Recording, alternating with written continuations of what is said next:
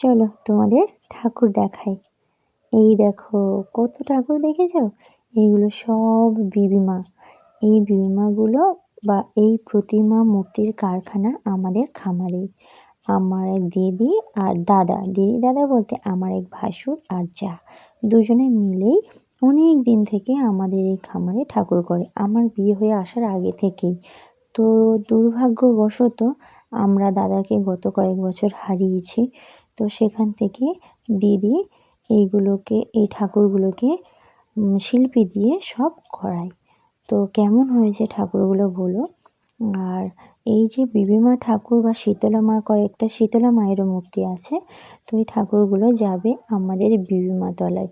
সেখানে গিয়ে লাইন করে প্রত্যেক বাড়ি থেকে একটা দুটো করে ঠাকুর যায়, গিয়ে লাইন করে নিয়ে যাওয়া হয় আর সেখানে বসিয়ে দেওয়া হয়। আর সেখানে 7 দিন ব্যাপী পুজো হয়, মেলা হয়। সেটা হচ্ছে পয়লা মাঘ থেকে শুরু হয়, আর পয়লা মাঘেই যাবে এই ঠাকুরগুলো সব। তো তোমাদের কেমন লাগলো বলো।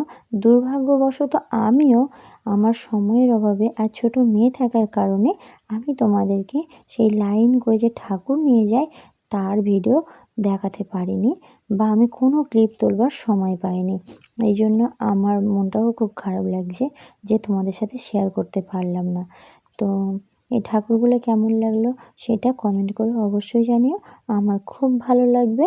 পরবর্তী ভিডিওগুলো দেখার জন্য আমার পাশে থেকে আমাকে সাপোর্ট করো।